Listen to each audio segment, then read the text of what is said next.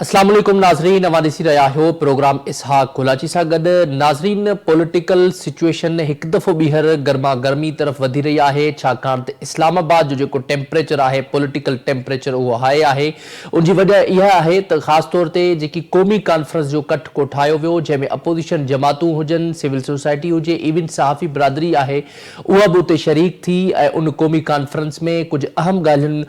कयूं वियूं अपोज़िशन पार्टियुनि पारां। ऐं ख़ासि तौर ते उन अपोज़िशन पार्टियुनि जी जेकी क़ौमी कॉन्फ्रेंस थी आहे, उनखे लीड कनि पिया महमूद ख़ान अचकज़ई, मुस्तफ़ा नवाज़ खोखर साहब ऐं ॿिया जेके अपोज़िशन जा ख़ासि तौर ते PTI जा अॻवान आहिनि, उहे बि शरीक थिया। उनखां अलावा उन्हनि अहम ॻाल्हि इहा कई आहे त ख़ासि तौर ते नए सिर शफ़ाफ़ चूंडूं करायूं वञनि ऐं उनखां अलावा कानून ऐं आइन ते जेको आहे उहो अमल कयो वञे। ख़ासि तौर ते जेकी ही रिसेंट तरमीमूं पास थियूं, उनमें बि उन्हनि जा शको शुबात हुआ त ही तरमीमूं उन्हनि मुख़्तलिफ़ वक़्तनि ते मुस्तरद कयूं आहिनि। उनखां अलावा ॿिए तरफ़ जेके PTI जे लाइ जेके सख़्तियूं वधंदियूं पियूं वञनि ऐं ख़ासि तौर ते जेके अपोज़िशन पार्टियूं आहिनि, उन्हनि इवन हाइब्रिड निज़ाम जो हिकिड़ो टाइटल ॾेई छॾियो आहे त हींअर जेको सिस्टम हले पियो, इहो हाइब्रिड निज़ाम हले पियो। पर ॿिए तरफ़ अहम ॻाल्हि इहा आहे त उन्हनि ॻाल्हियुनि जी बि आच कई आहे त असां ॻाल्हियुनि लाइ बि तयारु आहियूं। त हुकूमत, वफ़ाक़ी हुकूमत जे वफ़ाक़ी वज़ीर आज़म नज़ीर तार साहब बि इहा ॻाल्हि कई आहे त उनजे लाइ ज़ाहिरा सो हुकूमत भी तैयार है। मुख़्तलिफ़ वक़्तनि ते ॻाल्हियुनि जे लाइ इहे ऑफर्स थींदियूं रहनि थियूं, पर उहे मामलात सेटल डाउन नथा थियनि ऐं ॻाल्हियुनि वारी जेका उहा आच आहे उहा उहे जो तीअं रहे थी। ॻाल्हियूं थियनि थियूं, डायलॉग थियनि था, विच में स्पीकर क़ौमी असैम्बली अयाज़ सादिक साहब जेके आहिनि, उन्हनि बि वॾी कोशिशि कई, पर उन बावजूद वफ़ाक़ी हुकूमत ऐं अपोज़िशन पार्टियुनि विच में को डायलॉग जे हवाले सां को सॉल्यूशन न निकितो। हिकु दफ़ो ॿीहर डायलॉग जी जेका सिचुएशन आहे उन ते पाण ॻाल्हि ॿोल कंदासीं ऐं ख़ासि तौर ते क़ौमी कॉन्फ्रेंस ऐं ॿिए तरफ़ जेकॾहिं ॻाल्हि कजे 8 फ़रवरी ते, जीअं मूं इंट्रो में चयो त नए सिर उन्हनि चूंड जो मुतालबो कयो आहे, पर 8 फ़रवरी ते गॾोगॾु उन्हनि एहतजाज, मुल्कगीर एहतजाज जो बि ऐलान कयो आहे ऐं उन्हनि ट्रायर साड़े एहतजाजी तहरीक जो पिण ऐलान करे छॾियो आहे। उन ते पाण ॻाल्हि ॿोल कंदासीं। पाण खे प्रोग्राम में ज्वाइन कयो आहे एडवोकेट यासीन आज़ाद साहब, जेके नून लीग जा अगवान आहिनि। बहुत शुक्रिया यासीन आज़ाद साहब शो में ज्वाइन करने के लिए। यासीन साहब, सबसे पहले तो हमें ये बताइएगा, अगर डायलॉग की बात करें तो पहले भी ये मुख्तलिफ वक्तों पे हो चुका है, PTI और दीगर पार्टीज के साथ वफाकी हुकूमत ने कोशिश की है, लेकिन वो जो अपने मुतालबात बताते हैं वफाकी हुकूमत को, वफाकी हुकूमत वो मुतालबात मानने को तैयार नहीं है और अपोजिशन जो है वो भी उस मामले पे अपने मुतालबात पे कायम है कि उनके मामलात जो हैं वो हल किए जाएं। लेकिन उसके बावजूद ये पॉलिटिकल जो पोलराइजेशन है वो दिन ब दिन बढ़ती जा रही है। अभी रिसेंट जो प्रेस कॉन्फ्रेंस हो रही है, उसके बाद CM KP साहब का जो रवैया है या उसकी जो स्टेटमेंट्स हैं, उसके बाद हमें नरमी दिखाई नहीं दे रही। लेकिन एक बार फिर ये अच्छा साइन है कि डायलॉग के हवाले से बातें हो रही है, तो आप इसमें क्या कहेंगे? देखें, जहां तक सियासी डायलॉग का ताल्लुक है, कोई भी पाकिस्तानी जी शोर आदमी इस बात से इनकार नहीं कर सकता कि मुलाकात के लिए हमें एक दूसरे के साथ बैठना चाहिए, मसले मसाइल का हल बाहमी रजामंदी से निकालना चाहिए, तो जिन बातों पे इत्तेफाक राय होता है उस पर अमल करना चाहिए। इस मुल्क की बदकिस्मती ये है कि डायलॉग की बात तो करते हैं, लेकिन पूरी ईमानदारी और ध्यानदारी के साथ जो आजकल की जमातें अपोजिशन में हैं, उनका प्रॉब्लम यह है कि बानी PTI जो है, जो बड़ी पार्टी का एक लीडर तस्वर किए जाते हैं, वो किसी भी सूरत में अपने पार्टी के किए हुए किसी फैसले को तस्लीम करने के लिए तैयार नहीं। कभी मोहम्मद खान अचकज़ई को वो लीडर ऑफ अपोजिशन डिक्लेयर करते हैं, कभी राजा अब्बास को करते हैं, कभी पार्टी का चेयरमैन बैरिस्टर घोर को बनाते हैं या कभी किसी को बनाते हैं। लेकिन अगर जो मोहम्मद खान अचकज़ई या राजा अब्बास, जिस तरह अभी एक आपने खुद कहा कि एक पॉलिटिकल जो जमातें अपोजिशन की, उनकी एक कॉन्फ्रेंस भी हुई है, उस कॉन्फ्रेंस के अंदर इस बात पे इत्तेफाक किया गया है कि हमें आपस में एक दूसरे की राय का एहतराम करना चाहिए और किसी मसले के हल की तरफ जाना चाहिए। लेकिन बानी PTI ने क्या ये कौमी कॉन्फ्रेंस जो हुई है, उसकी फौरन बाद उन्होंने इस बात का ऐलान कर दिया कि हम एजिटेशन चलाएंगे, हम मूवमेंट चलाएंगे। तो आप ये बता दें कि वो सियासी जमातें जो किसी हद तक इमरान खान साहब को सपोर्ट कर रही हैं, उनके इस बयानात के बाद जब अक्सरियत के फैसले को बानी पीटीआई एक झटके में रिजेक्ट कर देते हैं और अपने ही अपॉइंट किए हुए लोगों पे वो इत्मीनान करने के लिए तैयार नहीं है, तो डायलॉग किसके साथ होंगे? इमरान खान साहब को अपने लोगों पे भरोसा करना चाहिए, उनको पूरे इख्तियार देने चाहिए ताकि हुकूमत वक्त के साथ जो वो मुलाकात करना चाहते हैं या टेबल टॉक करने चाहते हैं उनको पूरा पूरा मौका मिलना चाहिए। लेकिन अगर वो किसी फैसला को नतीजे में पहुंच भी जाते और वहां पीटीआई उससे एग्री नहीं करते तो वो सारी की सारी मेहनत आपकी बेकार हो जाएगी और कोई एक दूसरे की बात सुनने के लिए तैयार नहीं होगा। यहाँ देखना यह है कि आपको अपने मुल्क से कितनी दिलचस्पी है। जो आपका मुल्क जो इस वक्त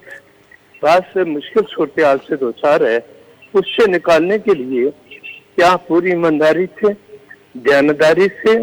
मसले की हल की तरफ जाना चाहते हैं? मैं कहता हूँ कि अगर कोई जाना भी चाहता है तो बानी पीटीआई किसी सूरत में जाने के लिए तैयार नहीं है। अब आपके सामने जो चीफ मिनिस्टर केपीके आया, केपीके का भी चीफ मिनिस्टर, मुझे अफसोस तो ये होता है वो कहते हैं हम मिलने के लिए जा रहे हैं, मुलाकात करने के सुबह का,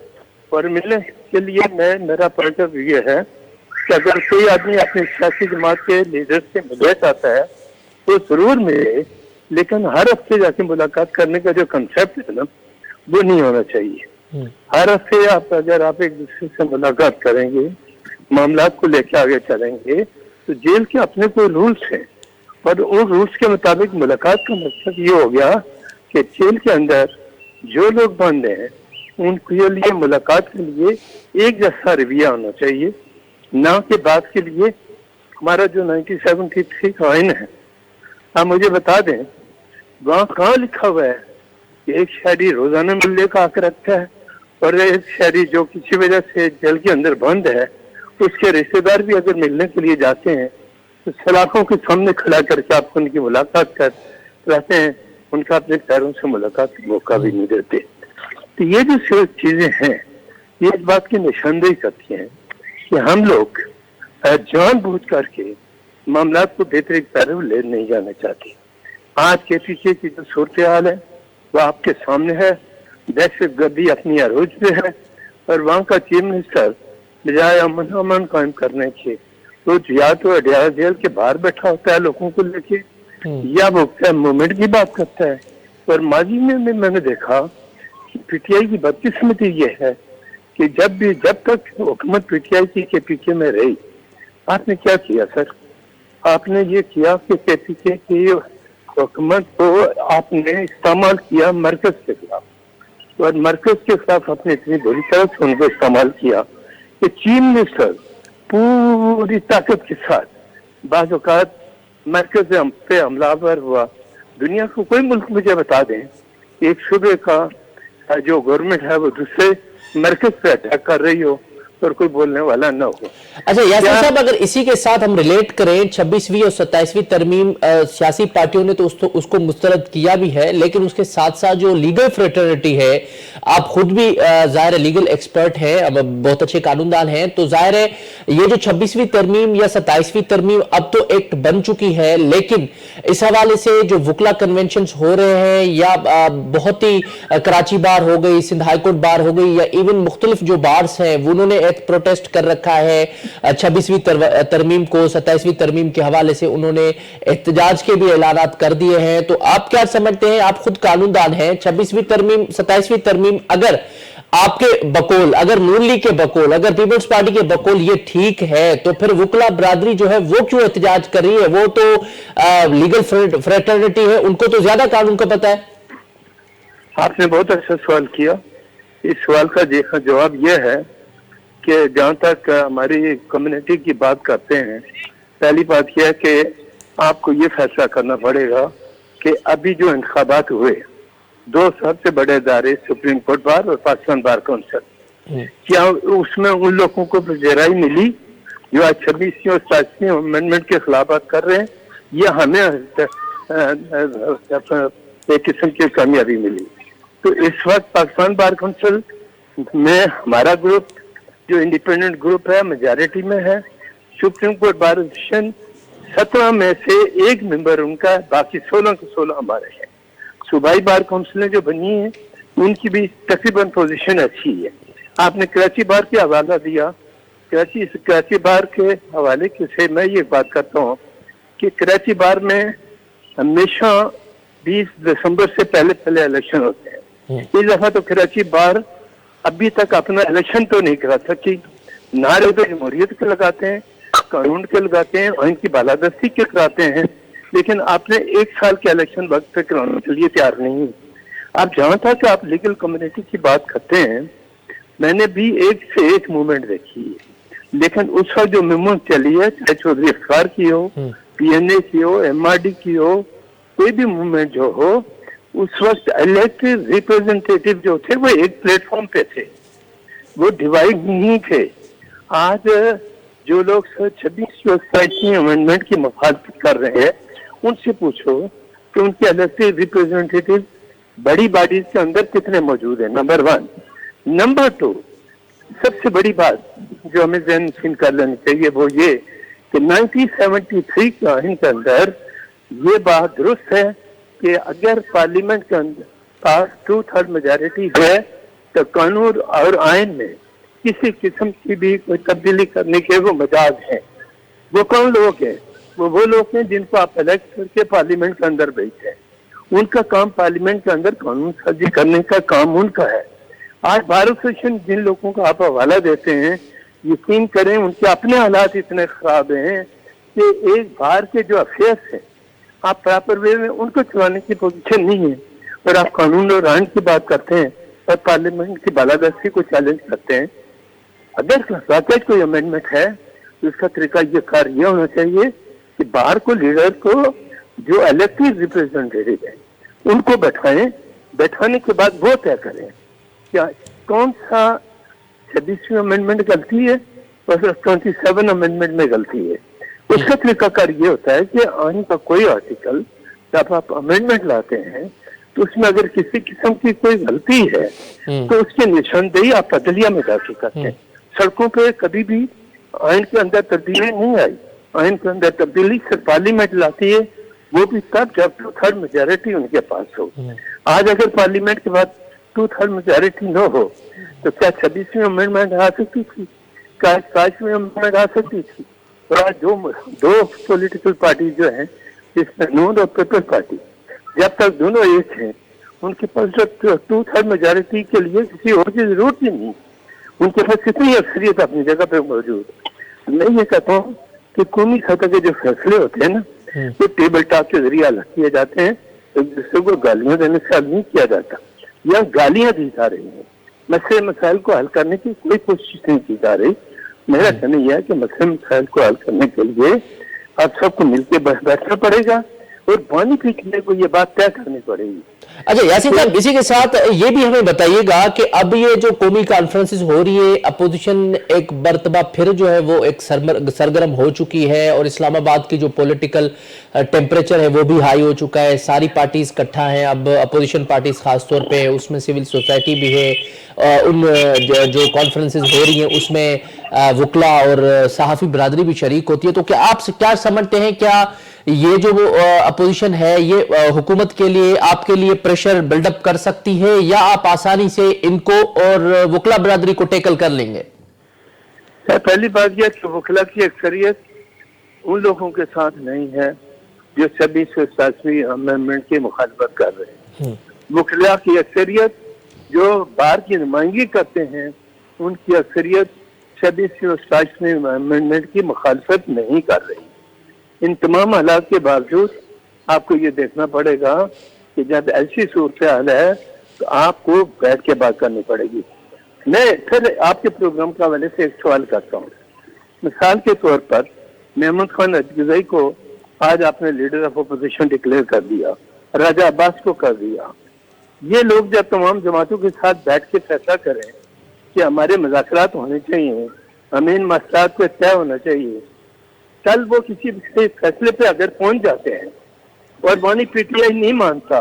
तो उनके फैसलों की कानूनी हैसियत क्या रह जाएगी? जीरो हो जाएगी ना। इसी तरह 26वीं अमेंडमेंट जब आई तो आपको पता मौलाना फजलुर रहमान भी खिलाफ था, मौलाना फजलुर रहमान और पीटीआई दोनों मिले, हुकूमत ने एक मसवदा दिया कि आप अमेंडमेंट जो सजेस्ट करना चाहते हैं लेके आ जाए। मौलाना फजलुर रहमान ने बड़ी होशियारी से खेला, पीटीआई के लोगों को शामिल किया और पीटीआई के लोगों को शामिल करने के बाद कमेटी का इजलास 3 दिन तक जारी रहा और एक मसवदे पे, मुतफिका मसवदे पे आप पहुंचे। जब मुतफिका मसवदे पे आप आए कि ये अमेंडमेंट होनी चाहिए, तो वो मामला जब बानी पीटीआई के पास किया तो उसने कहा मैं नहीं मानता और इस तरह पीटीआई भी से फिर अलग हो गई। मैं तो आज भी कहता हूँ कि पीटीआई ने 26वें अमेंडमेंट पे हैं, उनके जो रिप्रेजेंटेटिव हैं उन्होंने फुल्ली तौर पर पार्टिसिपेट किया और बाद में अपने लीडर के कहने पे अपने किए हुए फैसलों से फिर गए। तो ये अगर वन मैन शो लेके चलना है फिर मामला का कोई सेटलमेंट नहीं है। आपको इज्तिमाई तौर पर मामला को लेके चलना पड़ेगा, इज्तिमाई तौर पर सूरत को बेहतर बनाना होगा और पूरी ईमानदारी और ध्यानदारी से आपको ये तय करना होगा चाहे हम सब मिलकर पाकिस्तान को किसी तरह से क्राइसिस से निकालें। लेकिन मुझे वो बात नजर नहीं आती। आज हमारे झगड़े देखें और स्पेशली केपीके की सूरत इस तरह अफगानिस्तान की सरजमीन हमारे खिलाफ इस्तेमाल हो रही है और हमारे बेगुनाह लोग शहीद हो रहे हैं, हमारे फौज पाकिस्तान से ताल्लुक रखने वाले लोग शहीद हो रहे हैं। क्या ऐसे मुश्किल सूरत के बाद हमारे तमाम दोस्तों को एक जगह मिलकर नहीं बैठना चाहिए, बैठ के मामला को तय नहीं करना चाहिए? जी ठीक। अगर केपीके के अंदर एक इलेक्टेड गवर्नमेंट है, उसकी जिम्मेदारी है कि दूसरी गवर्नमेंटों से बैठे, सूबाई हुकूमतों से भी मिले, मरकज से भी मिले और मामला को तय करे, तब जाके पाकिस्तान का हालात बेहतर होंगे। वरना ये तमाशा लगे रहेगा और इसी में 5 साल आपके पूरे हो जाएंगे। जब तक बड़े लोग और हुकूमत एक पेज पे है, इस मुल्क में कभी कोई तब्दीली नहीं आई। तब्दीली तब भी आती है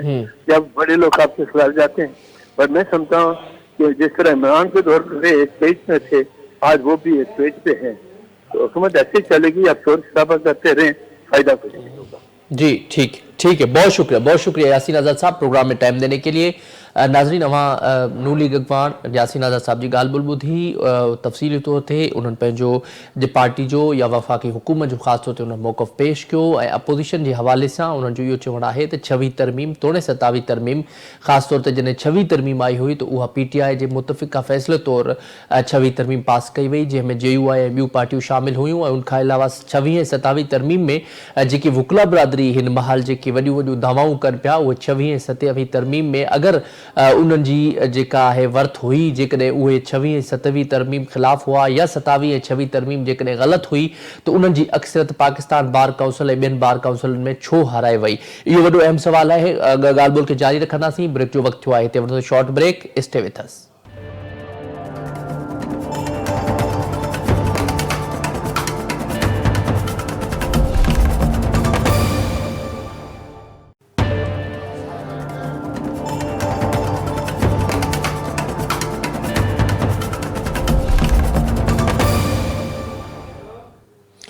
वेलकम बैक। नाज़रीन पाण ॻाल्हि ॿोल करे रहिया हुआसीं प्रोग्राम में, ख़ासि तौर ते इस्लामाबाद में जेके सियासी पार्टियूं आहिनि उन्हनि हिकिड़ो कठ कोठायो क़ौमी कॉन्फ्रेंस जे नाले सां ऐं उनखां पोइ 8 फ़रवरी ते मुल्कगीर एहतजाज ऐं उन सां गॾोगॾु कारो ॾींहुं तौरु मल्हाइण जो पिणु ऐलान कयो आहे। ऐं ख़ासि तौर ते अपोज़िशन जेके पार्टियूं आहिनि, मुख़्तलिफ़ पार्टियूं, उहे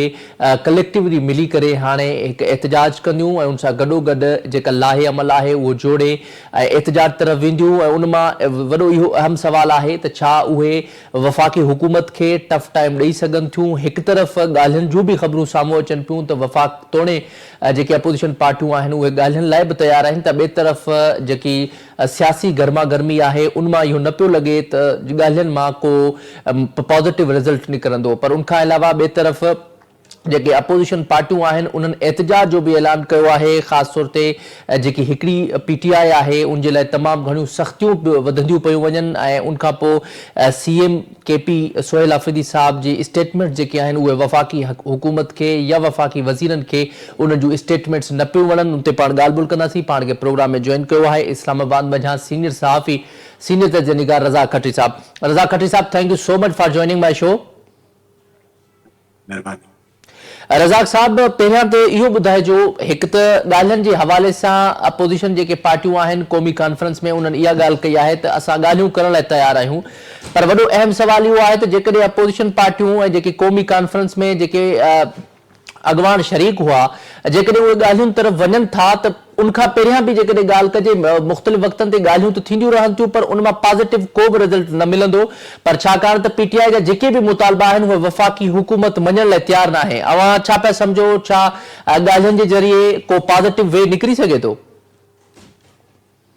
महिरबानी आहे तव्हांजी। असल में पीटीआई ॻाल्हाइण जे लाइ मुमकिन आहे तयारु आहे, उहो चवे थी, पर असल में हुकूमत ॻाल्हियुनि जे लाइ तयारु न आहे। उनजो सबबु इहो आहे त अॻु में बि हिकु ॿ दफ़ा इन क़िस्म जी कोशिशि थी, मीटिंग्स बि थियूं, पर उहे के नतीजा कोन न ॾेई सघियूं। हाणे ही जेका कॉन्फ्रेंस थी आहे या ॿी कॉन्फ्रेंस थी आहे, मुंहिंजो ख़्यालु आहे हिकिड़ी का अॻु में जुलाई में थी हुई, ऐं ही बि उन ई सतह जी कॉन्फ्रेंस हुई। हिन में पहिरीं दफ़ो हिकिड़ी नई ॻाल्हि नज़र आई त सॼे मुल्क मां जेके उहे सहाफ़ी जेके टीवी एंकर न पर यूट्यूब जा जेके आहिनि प्रोग्राम कनि था, यानी पंहिंजा उन्हनि जा यूट्यूब चैनल आहिनि, उन्हनि खे ॿिनि दफ़े सॾायो वियो। ईमान मज़ारी वग़ैरह इन क़िस्म जा जेके फेस हुया उहे मौजूदु हुया, यानी मौजूदा हुकूमत ऐं इस्टेब्लिशमेंट जा जेके सटियल धुरियूं आहिनि उहे सभई मौजूदु हुयूं। ऐं हिकिड़ी ॿी ॻाल्हि नोट करण जी इहा आहे त इन कॉन्फ्रेंस खे जेका मीडिया में पज़ीराई मिलणु घुरिजे आहे उहा बि कोन मिली। हालांकि माज़ी में असां ॾिसूं था त जॾहिं पीडीएम ठही या उनखां अॻु में जेका मीटिंग थी हुई मेरिट में अक्टूबर में,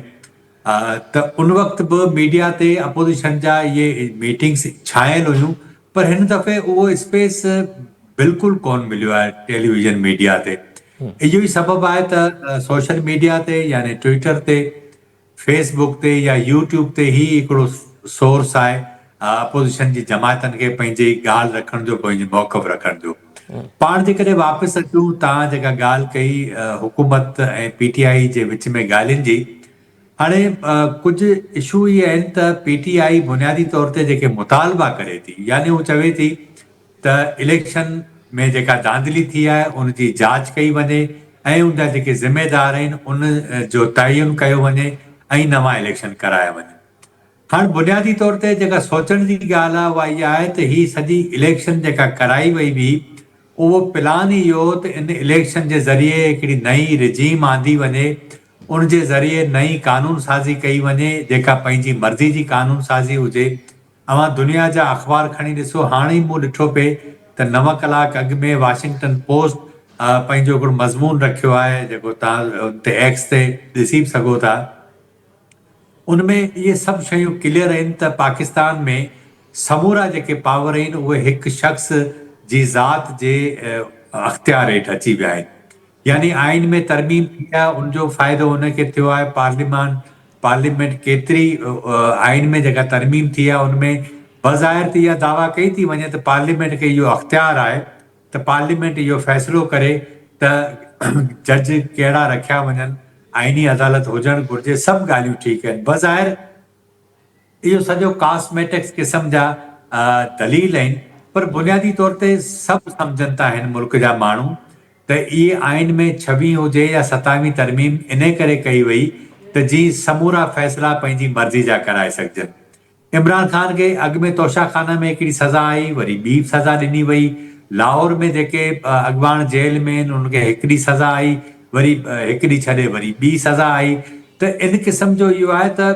जॾहिं खां आइन में तरमीम खां पोइ नवां कानून जेके आहिनि उहे इम्प्लीमेंट थिया आहिनि, नई कमांडर डिफेंस फोर्स जे उहिदो क़ाइमु थियो, उनखां पोइ असां क्लियर ॾिसूं था त हिकिड़ो नओं एरा शुरू थियो आहे। यानी इमरान ख़ान जी बैनरनि ते वाटर कैनन सां अटैक करणु, उन्हनि ते मुज़ाहिरे ते तशदुद करणु या मुलाक़ातूं बंदि करणु, यानी क़ैदी खे जेके बुनियादी हक़ आहिनि उहे बि नथा ॾिना वञनि। त हाणे इन सॼी सूरत हाल जे बावजूदि बि अपोज़िशन जमातनि वटि ॿियो को बि हल न आहे त उहे इहा ॻाल्हि कनि त असां ॻाल्हियूं करण जे लाइ तयारु आहियूं। पर मौजूदा हुकूमत मूंखे नथो लॻे त ॻाल्हियूं करे। उनजो सबबु इहो आहे त जीअं इलेक्शन जो जेको मुतालबो आहे, पर ॻाल्हि इहा आहे त जेका इलेक्शन थी आहे उन इलेक्शन जे नतीजे में जेको बंदोबस्त साम्हूं आयो, नई हुकूमत ठही, उन कानून साज़ी कई, नवां उहिदा क्रिएट थिया, नऊं जेको आहे सो इम्यूनिटी जा मिसाल क़ाइमु थिया, हिन सॼी सूरत-हाल जे अंदरि यानी आइनी कवर मिलियो। हाणे हीउ जेको बंदोबस्त आहे या सदर ट्रंप सां जेको ख़ारजी सतह ते असीं ॾिसूं था जेका पॉलिसी आहे उहो इन हद ताईं हली वई आहे त हाणे उन में हीउ जेको बंदोबस्त आहे उनखे डिस्टर्ब करणु इस्टेब्लिशमेंट कतई नथी चाहे ऐं हिन वक़्तु जेका हुकूमत आहे उहो उनखे तमामु घणो सूट करे थी, जीअं चयो वञे थो ईअं करे थी ऐं असां ॾिसूं था त समूरा मामला ठीकु हलनि था। सो इस्टेब्लिशमेंट फ़िलहाल इन कतई मूड में कोन्हे, न ॻाल्हियूं करण जे मूड में आहे, न हुकूमत उन जे मूड में आहे। ज़ाहिर आहे ॻाल्हियूं थींदियूं तव्हांखे कुझु न कुझु त ॾियणो ई पवंदो, सो हुकूमत ॾियण जी पोज़ीशन में कोन्हे। सो इहो मामिलो हलंदो, पर हुकूमत जे लाइ हिकिड़ो ॿियो वॾो मसइलो आहे जेको ज़हन में रखणु घुरिजे त इमरान ख़ान जो जेल में हुजणु परेशानी जो सबबु आहे। रोज़ नवां मसइला आहिनि, बेशक टेलीविज़न स्क्रीन ते इहे शयूं रिपोर्ट नथियूं थियनि, पर सोशल मीडिया ते इहे शयूं रिपोर्ट थियनि थियूं ऐं इमरान ख़ान ऐं उनजी पार्टी अपोज़िशन जूं जेके ॿियूं पार्टियूं आहिनि या जेके ॿिया माण्हू सटियल आहिनि, ॿियूं सिविल सोसाइटी जूं धुरियूं सहाफ़ी जेके सटियल आहिनि, उहे पंहिंजे कम खे खयों अचनि ऐं उन जे नतीजे में जेको अवेयरनेस खे कंटिन्यू रखण वारो सिलसिलो जेको आहे उहो जारी आहे। हुकूमत जे लाइ अच्छा, प्रॉब्लम इनमें इहो इहो आहे बि त ॿुधाइजो उनखे रज़ाक साहब, थींदो हुजे। ही ज़ाहिर आहे ही सॼी सूरत-हाल पंहिंजे साम्हूं आहे, उनखां पोइ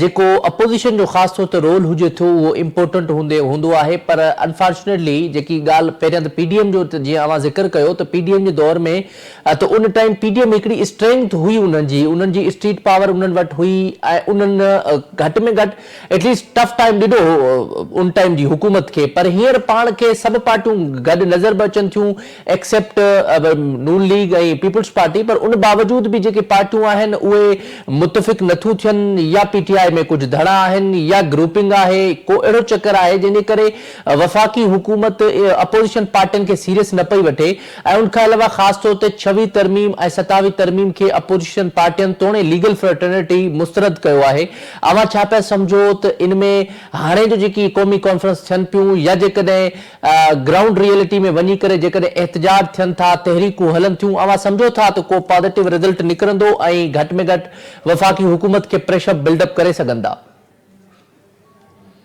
हिकिड़ी ॻाल्हि ज़हन में रखो त माज़ी जे जिन हुकूमत अपोज़िशन जो तव्हां हवालो ॾिनो उहा मुकमल तौर ते टेलीविज़न मीडिया ते उनखे कवरेज मिलंदी हुई, हिन वक़्तु मुकमल बंदि आहे। इहा ॻाल्हि तव्हां नोट कई हूंदी, शयूं रिपोर्ट ई नथियूं थियनि। कोशिश इहा कई थी वञे त के न के अहिड़ा इवेंट इशू इन मौक़े ते उथियारा वञनि जीअं उन जे नतीजे में उन्हनि जी जेकॾहिं कवरेज पहिरीं त रोकियो वञे थो, पर जेकॾहिं थिए बि थी त उहा न थियण जहिड़ी थिए थी। हिकु त ॻाल्हि इहा। ॿी ॻाल्हि इहा त पीडीएम खे जलसा करण जी इजाज़त हुई इमरान ख़ान जे दौर में, हिन वक़्तु जलसा सवाइ पख्तूनख्वा जे ॿियनि जलसा करण जी इंतिज़ामिया ई इजाज़त नथी ॾे। लाहौर में तव्हां नोट कयो, इजाज़त घुरी हुई, इजाज़त नथी मिले, 144 लॻायो वञे थो। साॻी सूरत-हाल इस्लामाबाद में आहे, कराची में बि आहे। सो ॻाल्हि इहा आहे त अपोज़िशन छा करे, मूंखे ॿुधायो, उन वटि रस्तो कहिड़ो आहे सवाइ इन जे सोशल मीडिया ते वेही रड़ियूं करे, माण्हुनि खे अवेयर करे, बाक़ी ॿियो रस्तो कोन्हे। हिन हुकूमत जो प्रॉब्लम इहो आहे त जेको डिलीवर करणु घुरिजे, ठीकु आहे, असीं सम्झूं था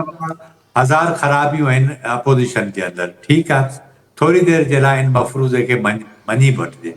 पर मूंखे ॿुधायो त हिन हुकूमत छा कयो आहे। आउं तव्हांखे हिकिड़ो नंढिड़ो मिसाल थो ॾियां। बिजली जा अघ हिननि वधाया, सोलर जो जेको मामिलो हो, माण्हू जॾहिं सोलर ते शिफ्ट थिया हिननि उनखे बि डिस्करेज कयो। हाणे अॼु वरी रिपोर्ट थियो आहे त सोलर ते जेके नेट मीटरिंग में आहिनि उन्हनि जे लाइ वरी हिकिड़ो नओं फाव तयारु कयो अथनि, पर उन सां गॾोगॾु LNG जा जेके मीटर आहिनि उन जी जेको रेट्स आहिनि उहे हिननि अनाउंस कया आहिनि त पोइ असां 3 लख मीटर सालाना लॻाईंदासीं, पर उनजा रेट डॉलर्स में वसूल कंदा। यानी हिकु ई पाइप लाइन जे अंदरां हिकिड़ो पुराणो मीटर आहे, उनमें बि साॻी गैस वञे थी, नओं मीटर लॻंदो उनमें बि साॻी गैस आहे, हुनखां तव्हां 50% खां मथे रेट वठंदो ऐं जेको पुराणो रेट आहे उहो अलॻि हूंदो। हाणे इहो हिकिड़ो नंढिड़ो मिसाल आहे। महांगाई जी सूरत-हाल तव्हांजे साम्हूं आहे। 45% गुरबत खां जेका लकीर आहे उनखां हेठि माण्हू ज़िंदगी गुज़ारीनि था। 2.5 करोड़ खां मथे ॿार स्कूल खां ॿाहिरि आहिनि। हाणे इन सॼी सूरत हाल जे अंदरि जेका हुकूमत आहे उन छा कयो आहे ॾिसो न माण्हू ठीकु आहे माण्हू इमरान ख़ान खे भुलिजी वेंदा पर शर्त इहो आहे त तव्हां हुनजो पेट भरियो रोज़गार जा रस्ता खोलियो ही वाहिद हुकूमत आहे जेका चवे थी त असां जो इहो कमु न आहे रोज़गार ॾियूं वफ़ाक़ी हुकूमत में 1.5 लख हुकुम नौकरियूं हिननि ख़तमु कयूं आहिनि मूंखे ॿुधायो त हिन मुल्क जा माण्हू केॾा वञनि ॻाल्हि इहा आहे त तव्हां जेकॾहिं कुझु ॾेई नथा सघो त माण्हुनि जे खीसे मां जेको इनकम आहे उहा त न फुरियो न ऐं पोइ माण्हू ज़ाहिर आहे हुनजी ॻाल्हि ॿुधंदा अपोज़िशन जी तव्हां सभु रस्ता बंदि कयो पर हिकिड़ी ॻाल्हि नोट कयो त इहो जेको तरीक़ेकार अख़्तियार कयो वियो आहे इहो आमरियतनि में बि नथो थिए तव्हां मुल्क जे सहाफ़ियुनि जूं कचहरियूं ॿुधो यूट्यूब ते हुननि जा प्रोग्राम ॿुधो सियासतदाननि जा ॿुधो ख़ुदि ख्वाजा साद रफ़ीक जेको नून लीग जो इंतिहाई अहम अॻवान आहे उहो जेको ट्विटर ते ॻाल्हियूं करे थो सोचण जे जोॻियूं आहिनि सो ॻाल्हि इहा आहे ख़ुदि मियां रज़ा रब्बानी पीपुल्स पार्टी जे अंदरि जेको मौजूदु आहे सो ॻाल्हि इहा आहे त इन क़िस्म जी पॉलिटिक्स ठीकु आहे तव्हां हलायो था ज़ियाउल हक़ बि 10 साल मुल्क ते हुकुमरानी कई अयूब ख़ान बि कई मुशर्रफ बि कई पर तरीक़ेकार हिकिड़ो इहो आहे त कंहिं तरीक़े सां हलिबो न तव्हां हाणे हिननि सां प्रॉब्लम इहो आहे त इमरान ख़ान जेल में आहे त परेशानी आहे ऐं जेकॾहिं उनखे को रिलीफ मिले थो त अञा वधीक परेशानी थींदी अच्छा रज़ा साहब आखिर में कंक्लूडिंग रिमार्क्स में इहो ॿुधाइजो बट इंतिहाई अहम सवाल आहे मुंहिंजो त ही वफ़ाक़ी हुकूमत नून लीग जी माज़ी में जीअं पीटीआई सरकार कयो इहा साॻी नून लीग उन ते सख़्त तनक़ीद कंदी हुई तरमीम हुजनि पीका हुजे ॿिनि मामलनि ते सख़्त मुखालिफ़ रही आहे पीटीआई जी पर अॼु इहा साॻी नून लीग कल अपोज़िशन में हुई अॼु इक़्तिदार में आहे ऐं उन सां गॾु पीपुल्स पार्टी बि अॼु इक़्तिदार में आहे उनखां पोइ धड़ाधड़ तरमीमूं बि थियनि पियूं मनमानी बि थिए थी सख़्तियूं बि थियनि थियूं मुलाक़ातूं बि न थियनि थियूं जीअं अवां ज़िक्र कयो जलसा जुलूस बि इजाज़त न आहे उन्हनि जी के त जलसा जुलूस कनि अवां छा पिया सम्झो इहे जेकी रवैयो आहे वफ़ाक़ी सरकार जो नून लीग जो इहो केतिरो इन्हनि जे लाइ भयानक साबित थींदो इन फ्यूचर इमरान ख़ान जे दौर में असां सम्झंदा हुआसीं त उहो इंतिहाई फाशिस्ट आहे ठीकु आहे न उनजो रवैयो पार्लिमान ॾांहुं ॿियनि धुरियुनि ॾांहुं मज़हब जो बेदर्दी सां बेरहमी सां इस्तेमालु उहे सभु शयूं पर हे उनखां घणा अॻिरा साबित थिया आहिनि यानी उनखां वधीक घणा साबित थिया आहिनि उनजो सबबु इहो आहे त इमरान जे दौर में ठीकु आहे रोकण वारियूं शयूं हुयूं पर हिन दफ़े प्रॉब्लम इहो आहे त उन वक़्तु जेको हिकु पेज हुयो उनजे अंदरि अञा कुझु गुंजाइश हुई अपोज़िशन जे लाइ पर हाणे बिल्कुलु कोन्हे यानी ही उहा अपोज़िशन आहे जंहिंमें इमरान ख़ान जेल में पियो आहे पर अञा ताईं हू पंहिंजी ॻाल्हि तां हटण जे लाइ तयारु कोन्हे जेका ख़ुदि हिन हुकूमत जे लाइ इस्टेब्लिशमेंट जे लाइ परेशानी जो सबबु बणियल आहे सो ही फ़िलहाल त रसाकशी तमामु घणी तेज़ आहे किथां को चांस नथो नज़र अचे पीटीआई खे को रस्तो मिलण जो पर हिकिड़ी ॻाल्हि इहा ज़हन में रखणु घुरिजे त माण्हुनि जे ज़हननि अंदरि कावड़ घणी आहे मौजूदा सिस्टम जे ख़िलाफ़ ऐं ज़ाहिर आहे जॾहिं सियासी हिमायत हिकिड़ी वॾी जमात सिस्टम खां ॿाहिरि हुजे ऐं उनखे को स्पेस न मिले त बिना सियासी हिमायत जे जेको इहो सॼो बंदोबस्तु थियल आहे इहो घणो वक़्तु प्रैक्टिकली साबित कोन थींदो त को हली सघे ठीक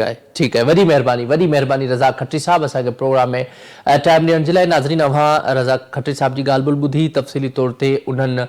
अहम ॻाल्हि कई त अॼु जेके अपोज़िशन पार्टियूं आहिनि ज़ाहिर आहे उन्हनि जो रवैयो हिकिड़ो ॿियो हूंदो आहे पर जॾहिं उहे हुकूमत में ईंदियूं आहिनि त उन्हनि जो रवैयो ऑटोमेटिकली डिफरेंट थी वेंदो आहे पर जेके इहे क़ौमी कॉन्फ्रेंसिस थियनि थियूं ऐं ख़ासि तौर ते ॻाल्हियुनि जे हवाले सां उन्हनि इहो तर्जियो पेश कयो त ॻाल्हियुनि मां को पॉज़िटिव रिज़ल्ट नथो निकिरी सघे ऐं पहिरीं ॻाल्हि त ॻाल्हियूं थींदियूं बि कोन छाकाणि त वफ़ाक़ी हुकूमत अपोज़िशन पार्टियुनि जो को बि मुतालबो मञण जे मूड में न आहे सो प्रोग्राम पंहिंजी पुॼाणी थो पहुचे मूंखे इजाज़त ॾींदा अल्लाह के बाद।